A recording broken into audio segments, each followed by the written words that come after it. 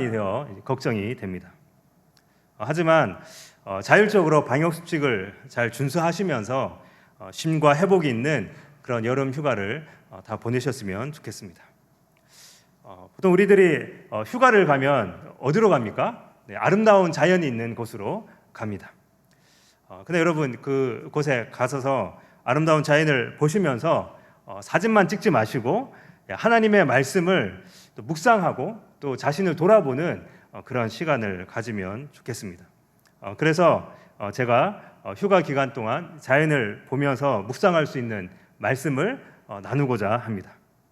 오늘 시편 8편은 하나님께서 만드신 창조 세계를 찬양하는 찬양시입니다. 시인은 다음과 같이 노래하면서 이 시를 시작합니다. 1절입니다. 여호와 우리 주여, 주의 이름이 온 땅에 어찌 그리 아름다운 주요, 주의 영광이 하늘을 덮었나이다. 여기에 우리 주여라는 말은 그 당시 백성들이 왕을 부를 때 쓰던 호칭입니다.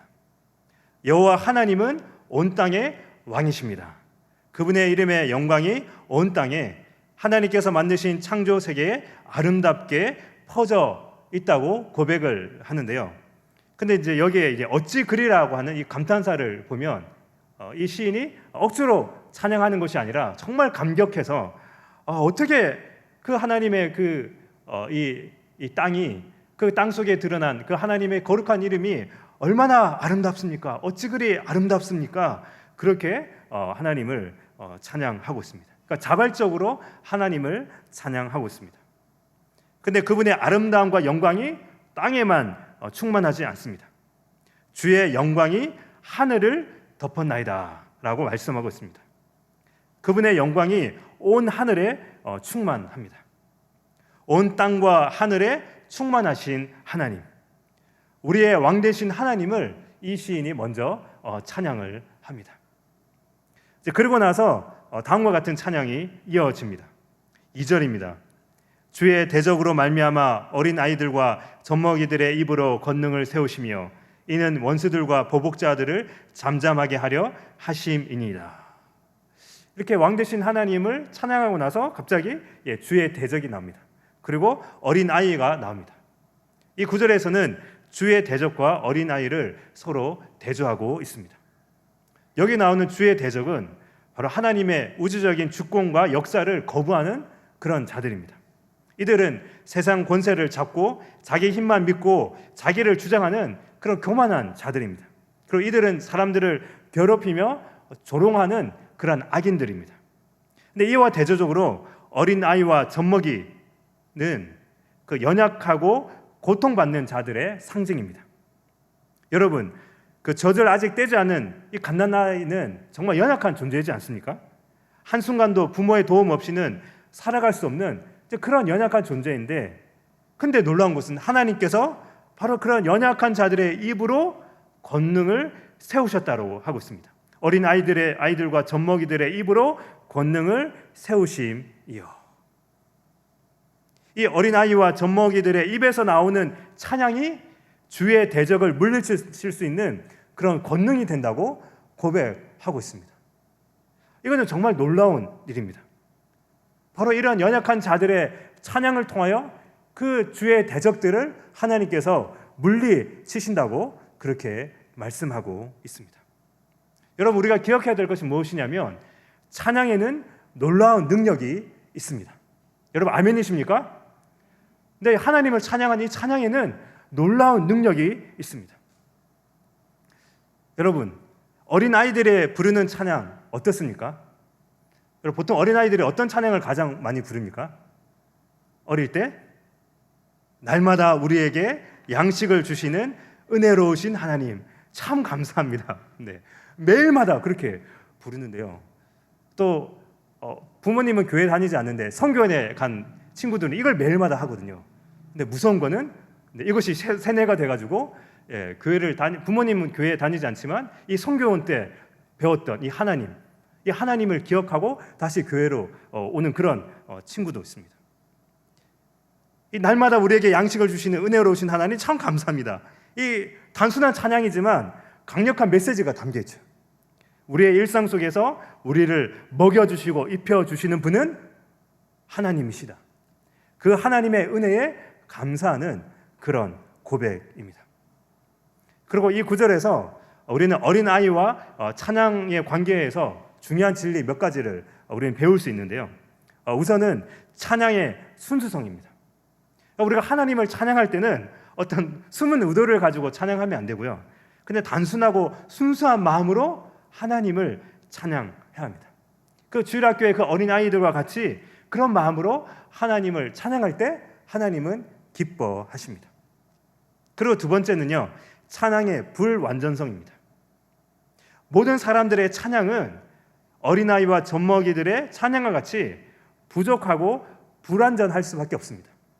이 땅에서 가장 아름다운 목소리를 가진 사람이 찬양한다 하더라도 하나님이 보시기에 여전히 부족한 부분이 있습니다. 우리는 이걸 인정해야 합니다. 인간의 모든 찬양은 불완전합니다. 근데 중요한 것은 세 번째인데요. 이 찬양의 영성이라고 부를 수도 있는데요.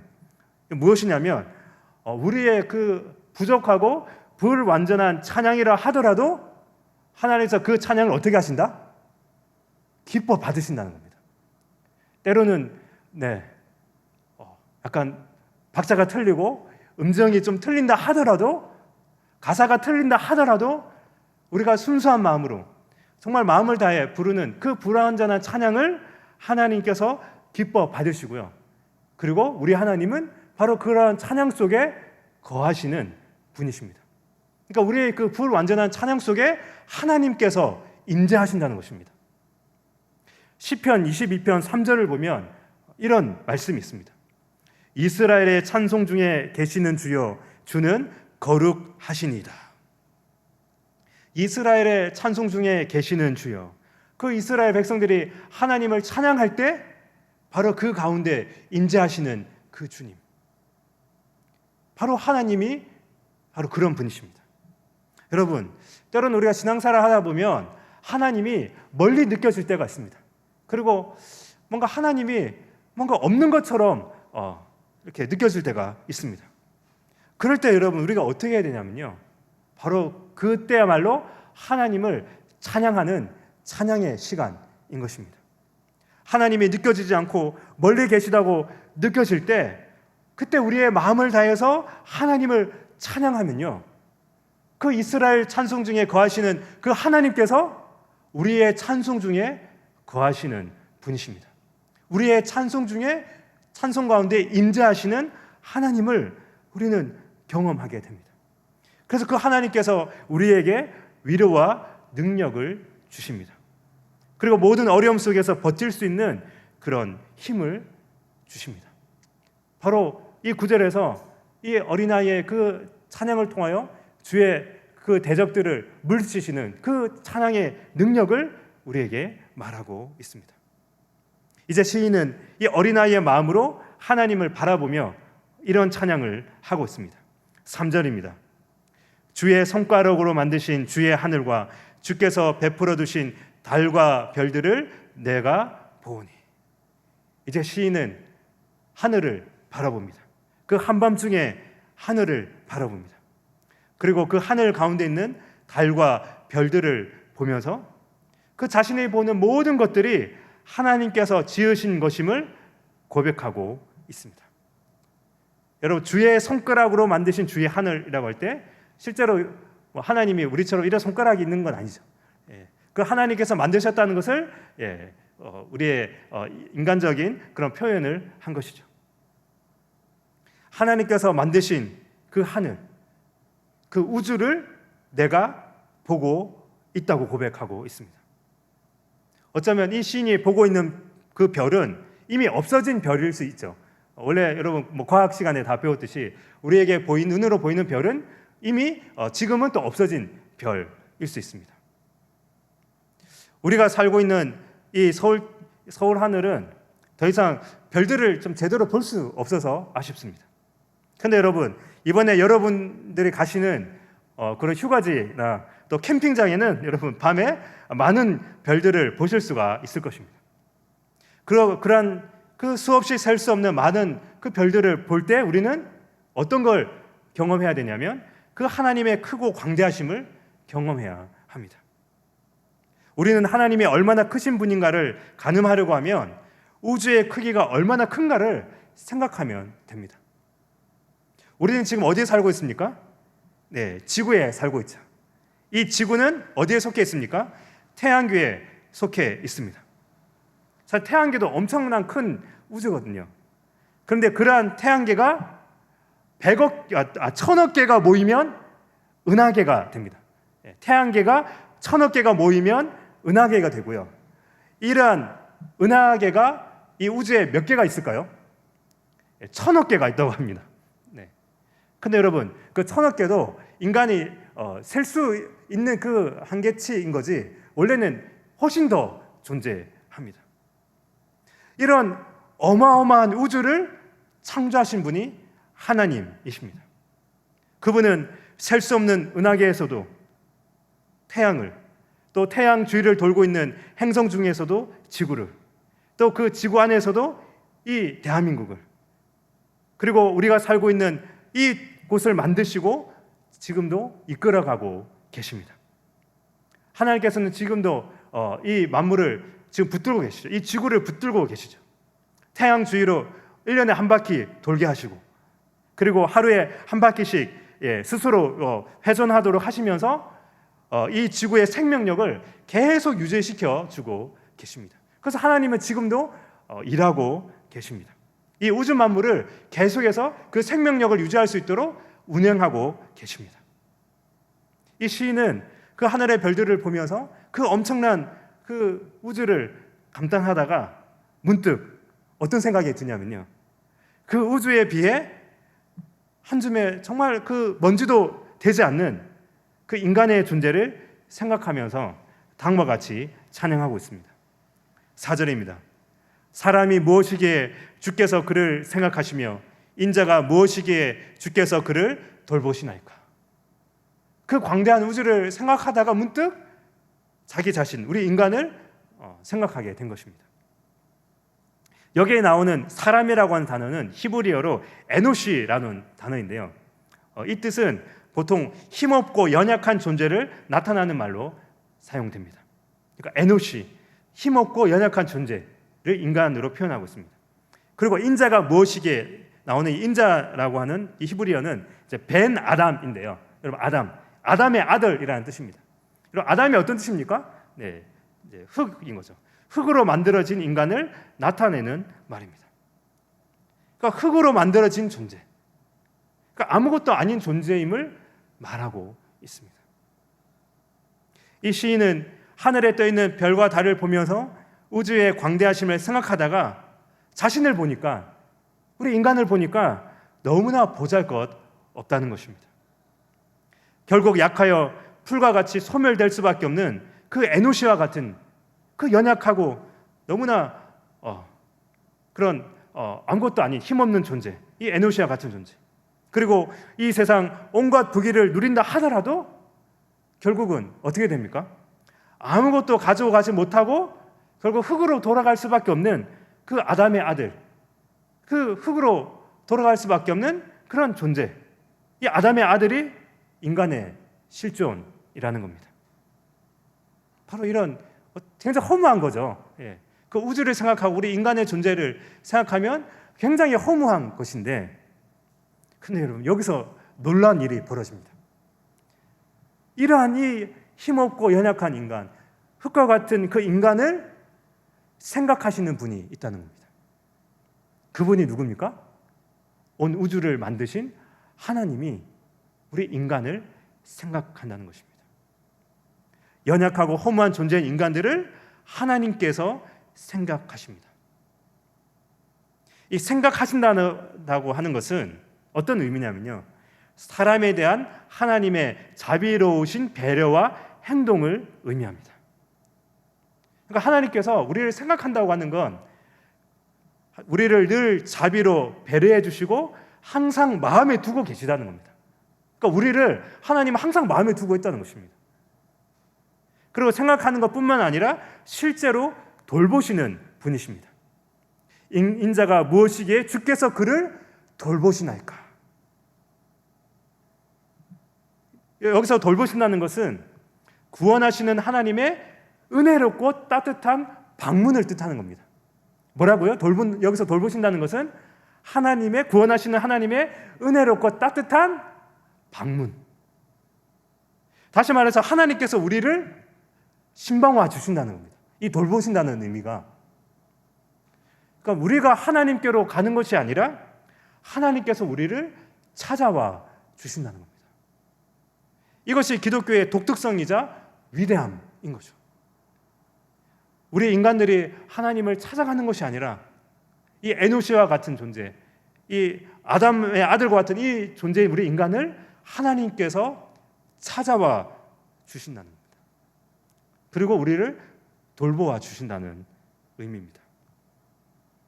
이 시인은 보잘것없는 자신이 하나님으로부터 특별한 관리를 받고 있음을 깨닫고 나서 한 걸음 더 나아가 이렇게 고백하고 있습니다. 5절입니다.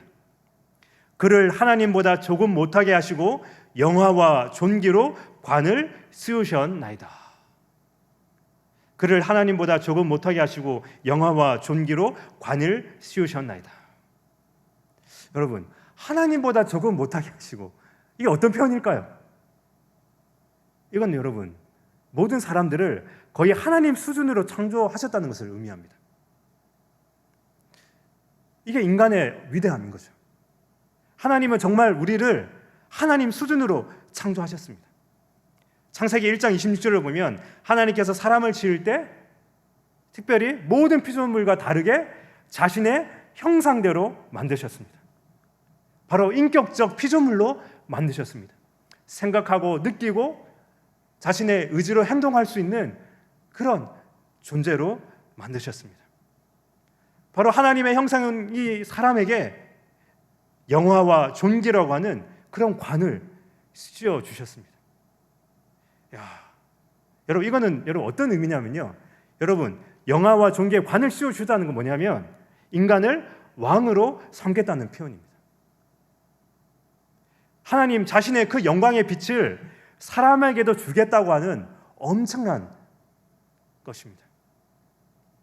그래서 하나님께서 우리 인간에게 이 영화와 존귀의 관을 주셨습니다. 그래서 그 관을 쓴 우리 인간은 모든 피조물을 다스리는 존재가 되었습니다. 바로 왕과 같은 그런 존재가 된 것입니다. 근데 여러분, 사람들이 착각을 한 게 뭐냐면, 그러니까 진짜 자기 마음대로 이 세상에서 살아가는데 하나님께서 그런 이 존귀와 그 영광의 관을 준 이유는 인간이 이 창조 세계의 지배자로서 자기 마음대로 하는 그런 권세를 준 게 아닙니다. 바로 하나님의 통치의 위임자로서 창조 세계를 아름답게 보존하라고, 너의 그 창의력을 발휘해서, 너의 그 인격적인 그 모든 것들을 발휘해서 바로 이 창조 세계를 더욱더 아름답게 만들라고, 바로 하나님께서 그 창조하신 그 창조의 은혜를 우리에게 맛보게 하기 위해서 그렇게 맡겨 주셨습니다. 이 사람은 창조 세계를 관리하는 하나님의 대리자입니다. 하나님의 청지기입니다. 그렇기 때문에 사람은 자연의 소유자가 아니라, 이 창조 세계의 소유자가 아니라 봉사자인 거죠. 섬기는 자입니다. 이것이 하나님의 형상대로 창조되었다는 의미입니다. 바로 그렇게 우리를 존귀한 존재로 세우셨습니다. 그래서 7절, 8절을 읽어보면 사람의 통치 영역을 노래하고 있는 거죠. 양과 소와 같은 가축들뿐만 아니라 들짐승까지도 사람의 통치 영역에 포함되어 있습니다. 뿐만 아니라 새와 물고기와 같은 다른 공간에 사는 존재들까지도 다스리는 그런 권세를 가지게 되었습니다. 이제 시인은 9절에서 여호와 우리 주여, 주의 이름이 온 땅에 어찌 그리 아름다운 주여 라고 하는 이 시작 구절을 반복하면서 이 찬양시를 마무리하고 있습니다. 여러분, 이 찬양시가 정말 멋지지 않습니까? 여러분은 이 시편 8편을 통해서 무엇을 느끼셨습니까? 오늘 이 시편은 하나님의 창조 속에 있는 우리의 인간의 모습을 발견할 수 있습니다. 하나님의 그 우주적 창조 속에 우리 인간들은 정말 보잘것없는 존재입니다. 근데 그런 보잘것없는 존재를 하나님께서 존귀한 자로 세워주셨습니다. 이 창조 세계를 다스릴 수 있는 권세를 주셨습니다. 그러니까 하나님께서 만드신 달과 별을 보면서 감탄하는 존재, 그 하나님의 창조를 감탄하고 반응할 수 있는 그런 유일한 존재로 우리를 만드셨다는 겁니다. 그러니까 이게 너무나 놀라운 거죠. 하나님의 그 창조 세계를 감탄하고 그 창조 세계를 더욱더 발전시켜서 하나님께 영광 돌릴 수 있는 그런 유일한 피조물입니다. 바로 그러한 존귀한 존재입니다. 바로 하나님께서 그렇게 존귀하게 만든 우리를 생각하시고 돌보아 주십니다. 우리가 힘들고 어려울 때 우리가 하나님을 찬양하면 그 찬양 가운데 거하시는 그 하나님, 우리에게 신방 오시는 하나님, 바로 그 하나님이 우리가 믿는 하나님입니다. 그렇기 때문에 여러분, 우리가 아무리 힘들고 어려운 일이 있어도 우리는 절대 포기할 수 없습니다. 끝까지 이 하나님의 은혜를 붙들고 살아갈 수 있는 근거가 바로 오늘 본문에 나와 있는 것입니다. 여러분 가운데 혹시 현재의 삶이 힘들고 답답한 분이 계십니까? 그래서 그런 답답한 마음으로 휴가를 계획한 분이 계십니까? 그렇다면 여러분, 휴가 기간 동안 정말 그곳에 있는 아름다운 그 자연을 보면서 하나님의 은혜를 경험하시길 바랍니다.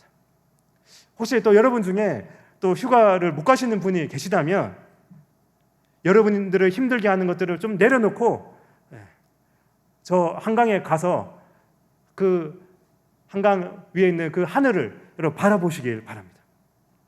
비록 많은 별들은 볼 수 없지만 그러나 그 하늘을 보면서 그 하나님의 광대하심을 생각하시길 바랍니다. 그리고 주변에 그 빗방울이 맺혀 있는 꽃들을 여러분 바라보십시오. 그래서 그 아름다운 자연 속에 빛나는 그 하나님의 이름과 영광을 바라보시길 바랍니다. 그리고 그 하나님의 그 창조 세계 앞에 서 있는 인간, 너무나 부족하고 미미한 존재, 결국 한 줌의 흙으로 돌아갈 수밖에 없는 그 우리들을 생각하시고 돌보시는 그런 하나님의 은혜를 찬양하시길 바랍니다. 여러분의 그 찬양 속에 하나님께서 함께 하시고 하나님께서 여러분에게 놀라운 힘과 능력을 주실 것입니다. 그 능력으로 여러분의 그 앞에 있는 어려움들을 끝까지 이기고 승리의 삶을 살아가는 그런 주의 백성들이 되시길 주님의 이름으로 축원합니다. 우리 이 시간 주신 말씀을 생각하면서 우리 시편 8편에 이 찬양이 있습니다. 우리 여호와 우리 주여 함께 찬양하며